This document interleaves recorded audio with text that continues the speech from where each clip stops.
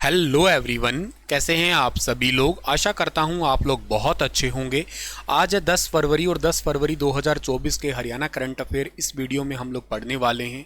आइए सेशन की शुरुआत करते हैं। अगर आपने अभी तक स्टार आईक्यू चैनल को सब्सक्राइब नहीं किया है तो कर लीजिएगा, अपने दोस्तों को शेयर ज़रूर करिएगा इस पर्टिकुलर यूट्यूब चैनल को। मेरे प्यारे दोस्तों, कल आपसे सवाल पूछा था मैंने, उस सवाल का ठीक जवाब क्या होगा कि हाल ही में सीएम ऑफिस का ओवरऑल इंचार्ज किसे बनाया गया है। तो इस सवाल का ठीक आंसर था राजेश खुल्लर। बढ़ते हैं आगे। और ये कल सवाल एक पढ़ाया था, उसका रिवीजन है कि पंचकर्मा सेंटर हरियाणा वासियों का सेहत का ध्यान रखेंगे। पंचकर्मा सेंटर हरियाणा के कितने जिलों में खुलने वाले? हरियाणा के 22 के 22 जिलों में खुलेंगे। हर एक शहर में पंचकर्मा सेंटर सेटअप किए जाएंगे और 5500 आयुष योग सहायकों की भर्ती होगी। इस पे भी मैंने कल कहा था आपको कि अगर किसी बच्चे को इसके बारे में पूछना है तो आप मुझसे यहाँ व्हाट्सएप पे पूछ सकते हैं। और जो फिट हैं, जो +2 जिनके पास में है, ये +2 होनी चाहिए और के साथ साथ उम्र 18 से 40 के बीच में होनी चाहिए। और क्या कहते हैं कि इसके लिए 1 साल का जो है ना आपके पास में डिप्लोमा होना चाहिए। उसी कोर्सेज के रिगार्डिंग आप उनसे बात कर सकते हैं।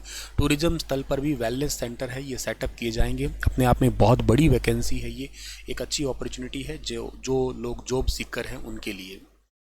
हाल ही में हरियाणा राज्य के मुख्य पोस्ट मास्टर ने श्री राम अयोध्या की चंदन की खुशबू से सुगंधित एवं गोल्ड फॉयल प्रिंटेड डाक टिकट हरियाणा के मुख्यमंत्री जी को भेंट किया है। हरियाणा राज्य के मुख्य पोस्ट मास्टर कौन है? बड़ा ही अच्छा सवाल है, बहुत ही ज़्यादा यूँ कह सकते हो आप लोग डीप सवाल है। तो हरियाणा राज्य के मुख्य पोस्ट मास्टर जो है ना, इनका नाम है जनरल कर्नल SFH रिजवी साहब, यानी कि ऑप्शन नंबर बी है इस सवाल का बिल्कुल ठीक है। ये है रिजवी साहब। इन्होंने हरियाणा के मुख्यमंत्री जी को एक डाक टिकट है ये भेंट किया है अभी हाल ही में, जो गोल्ड फॉयल से प्रिंटेड है, चंदन की खुशबू से सुगंधित है। हरियाणा के मुख्य पोस्ट मास्टर कह सकते हो आप इन्हें, रिजवी साहब को। और आगे बढ़ते हैं। वैसे इस जो डाक टिकट को ओरिजिनली लॉन्च कब किया गया था? 18 जनवरी 2024 को भारत के प्रधानमंत्री नरेंद्र मोदी जी के द्वारा अयोध्या के अंदर ही इस डाक टिकट को जारी किया गया था सबसे पहले ओरिजिनली। 37वें सूरजकुंड मेले में कितने देश भाग ले रहे हैं? 37वें सूरजकुंड मेले में टोटल 50 देश भाग ले रहे हैं। आप सबको पता है कि ये 2 फरवरी को स्टार्ट हुआ था मेला। भारत के राष्ट्रपति जी ने इस मेले का उद्घाटन किया था और इसमें 50 देश भाग ले रहे हैं। इन देशों में कुछ खास देश है, इथोपिया है, घाना है, केन्या है, नाम्बिया है, Nigeria, Uganda, Zimbabwe, Mauritius, Myanmar, Nepal, रूस, श्रीलंका, ये देश कुछ खास रूप से हैं। वैसे इस मेले में जो मुख्य रूप से जो भागीदार राष्ट्र हैं वो है तंजानिया, और गुजरात इसका थीम राज्य है। गुजरात क्षेत्र की हस्तशिल्प और इसकी संस्कृति को यहाँ पे दिखाया जा रहा है। और ये दुनिया का सबसे बड़ा हस्तशिल्प हथकरघा और के साथ भारत की संस्कृति विरासत का एक टाइप का मेला है ये सूरजकुंड मेला है। और ये मेला लगता है फरीदाबाद के अंदर। अच्छा, इस मेले का सबसे पहले आयोजन जो है ना कब किया गया था? 1987 में किया गया था। अगर हिस्टोरिक बैकग्राउंड देखें तो अगर हम लोग, इस मेले का डिज़ाइन किसने किया था? इस मेले का डिज़ाइन भी गुजरात के ही एक वास्तुकार या आर्किटेक्ट कह सकते हो, जिनका नाम क्या है, जिनका नाम आप याद रखिएगा, सुरेंद्र पटेल है। ठीक है ना, सुरेंद्र पटेल जो है ना, उन्होंने ही इस मेले का डिज़ाइन किया था। सुरेंद्र पटेल साहब, वहाँ पटेल ज़्यादा थे, पटेल भाई, उन्होंने डिज़ाइन किया था। इसको इंटरनेशनल लेवल का दर्जा कब मिला था? इंटरनेशनल लेवल का दर्जा मिला था साल 2013 के अंदर इस मेले को। और इस मेले को कौन करवाता है, इसका मतलब आयोजन कौन करवाता है? तो हरियाणा टूरिज्म डिपार्टमेंट जो है ना, हरियाणा टूरिज्म डिपार्टमेंट, उसके द्वारा और के साथ साथ भारत का जो संस्कृति और पर्यटन मंत्रालय है उसके द्वारा मिलकर इस मेले का आयोजन करवाया जाता है। यहाँ पे एक झील भी है, आपको पता होगा, मयूर लेक है, यहाँ पे ही इसके पास ही पड़ती है, मयूर लेक पड़ती है ये। और इस मेले का निर्माण वैसे इतिहास के हिसाब से देखो ना आप लोग, तो करवाया था किसने? अनंगपाल द्वितीय नाम के एक राजा थे, उन्होंने इसका निर्माण करवाया था। और सूरजकुंड मेले में पहली बार जो है ना फोकस कंट्री 2009 में चुना गया था। 2009 में फोकस कंट्री चुना गया था। किसको चुना गया था? वो चुना गया था इजिप्ट को चुना गया था, याद रखना, जिसको आप लोग हिंदी में मिस्र के नाम से जाना करते हैं। और अगर मैं बात करता हूँ कुछ आपके पुराने मेलों की बात कर लेते हैं हम लोग, जैसे कि 26वां सूरजकुंड मेला पेपर में आया था, इसमें थाईलैंड था। ठीक है ना, थाईलैंड थाईलैंड मुख्य रूप से इसमें सहभागी था। 27वें में कौन था? 27वें के अंदर अफ्रीका था, ठीक है ना, अफ्रीका था इसके अंदर। और 28वें के अंदर कौन था? 28वें के अंदर था श्रीलंका, ठीक है ना, श्रीलंका था। उसके बाद 29वें कौन था? 29वें के अंदर था लेबनान, ठीक है ना, लेबनान था इसके अंदर।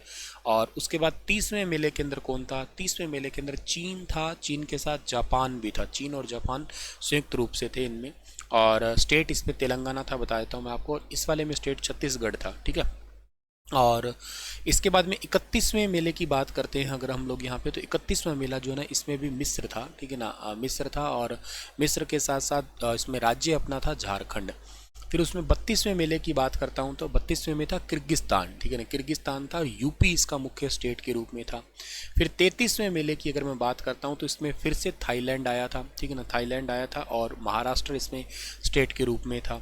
उसके बाद में जो है ना आपका ये, मतलब आप लोगों से कोई जो सिविल्स के एग्ज़ाम होते हैं ना, वहाँ पे ऐसे सवाल हो सकता है, कहीं ना कहीं पूछ लिए जा सकते हैं आपके, ठीक है। और फिर ये मेले के अंदर जो है ना आपका 34वां मेला, एक्चुअली ये फिर बाद में रुक गया था, क्योंकि रुकने की वजह क्यों थी? कोविड वगैरह आ गया था, इसके वजह से जो है ना ये बीच में रुका था आपका ये। और फिर 35वां मेला लगा था। और 35वें मेले में मेरे हिसाब से जो था आपका 35वें मेले में उज्बेकिस्तान था, ठीक है ना, उज्बेकिस्तान था। और जम्मू एंड कश्मीर था आपका। 36वां मेला सबसे लेटेस्ट हुआ है आपका, जिसके अंदर एससीओ के देश आए थे आपके, और 8 नॉर्थ ईस्ट के थे। 37वां इस बार लग ही रहा है, ठीक है ना।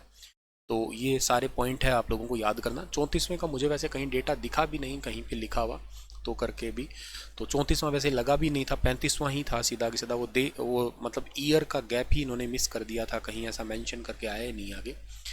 सो खैर ये सारी चीज़ें आप लोगों को याद रहनी चाहिए, एग्ज़ाम पर्सपेक्टिव इंपॉर्टेंट है। और बहुत सारे मेले फेमस है अपने हरियाणा में, जैसे एक इंटरनेशनल गीता फेस्टिवल है, ये बहुत फेमस है हरियाणा के अंदर। और एक वामन द्वादशी का मेला है, ये भी बहुत प्रसिद्ध है। वामन द्वादशी का मेला कहाँ लगता है वैसे हरियाणा में? अम्बाला के अंदर लगता है, ठीक है।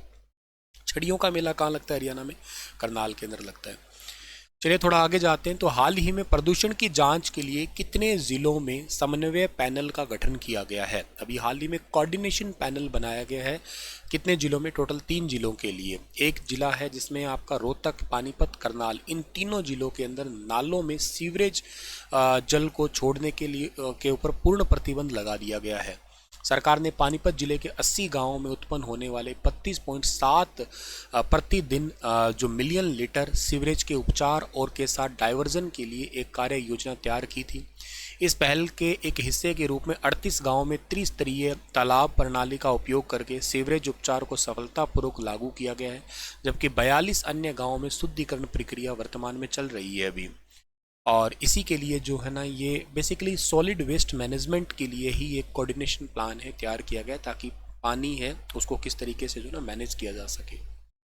हाल ही में चंडीगढ़ के नए डीजीपी कौन बने हैं? डायरेक्टर जनरल ऑफ पुलिस बने हैं Madhup Kumar Tiwari. Madhup Kumar Tiwari, option number A इस सवाल का ठीक है। मधुप कुमार तिवारी बने हैं डीजीपी, चंडीगढ़ के बने हैं अभी हाल ही में, ठीक है। सिंपल सा सवाल है, इतना ही याद करना है आपको। 1995 बैच के आईपीएस अधिकारी है।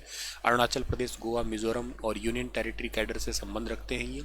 डीजीपी प्रवीर रंजन को central industrial security force CISF में एडिशनल डायरेक्टर जनरल लगाया गया। पहले थे प्रवीर रंजन, अब बन गए हैं मधुप कुमार, ठीक है। हरियाणा राज्य में चौकीदारों के मानदेय में कितने रुपए की बढ़ोतरी की गई है? चौकीदारों के मानदेय में अभी 4000 रुपये की बढ़ोतरी कर दी गई है। हालांकि इसकी घोषणा बहुत पहले हुई थी, लेकिन अब फाइनलाइज कर दिया गया है, अधिसूचना फाइनल हो गई है। अब इनको 11,000 रुपये मिलेंगे, पहले इनको 7,000 रुपये मिला करते थे। नवंबर 2023 में इसकी घोषणा हुई थी, मैंने आपको पहले आया भी था ये सवाल उस टाइम पे। चौकीदारों को वर्दी, साइकिल वगैरह का भत्ता है वो भी सब कुछ बढ़ा दिया है। लाठी और टॉर्च के लिए 1,000 रुपये सरकार देगी। मृत्यु पंजीकरण पे 400 रुपये मिलेगी और मिलने वाले इनको। इसके बाद में रिटायर्ड होते हैं तो इनको 2 लाख रुपये का लाभ दिया जाएगा। एकदम इनकी मौत हो जाती है तो इनको 5 लाख रुपये दिए जाएंगे। ये सब कुछ घोषणाएं हालांकि नवंबर 2023 में हुई थी, अब ये लागू हो गई है फाइनली, ठीक है। चलो सर जी, आज का सेशन इतना ही था। मुस्कुराते रहना, हंसते रहना। और आप लोगों के लिए एक सवाल छोड़ के जा रहा हूं मैं। इस सवाल का जवाब आप लोग मुझे कमेंट सेक्शन के अंदर देना। मैं आप लोगों से मेले ही पूछ रहा हूं जो आपके एग्जाम में अक्सर पूछे गए थे। एक थोड़े समय पहले पूछा गया था सती का मेला, सती का मेला ये कहाँ लगता है, एक सवाल है ये आपका। दूसरा मेला मैं आपसे पूछ रहा हूँ हरियाणा के अंदर मुंगीपा का मेला है ना, ये कहाँ लगता है। एक मैं आपसे पूछ रहा हूँ हरियाणा के अंदर जो ना सतकुंभा का मेला ये कहाँ लगता है। 5 सवाल पूछूंगा। और चौथा आपसे मैं पूछने वाला हूँ हरियाणा के अंदर बाबा सिमरन दास का मेला कहाँ लगता है, बाबा सिमरन दास का मेला कहाँ लगता है। और 5वां सवाल मैं आपसे पूछने वाला हूँ कि हरियाणा के अंदर जो है ना शारदा देवी का मेला कहाँ लगता है, शारदा देवी, शारदा देवी का मेला कहाँ लगता है। सती का मेला, मुंगीपा का, सतकुंभा का, बाबा सिमरन दास का और शारदा देवी का। पांचों मेले बताना, पांचों एग्जाम में पूछे जा चुके हैं प्रीवियस पेपरों में। थैंक यू सो मच, हंसते मुस्कुराते रहना। स्टार IQ चैनल को सब्सक्राइब जरूर करना। Thank you so much.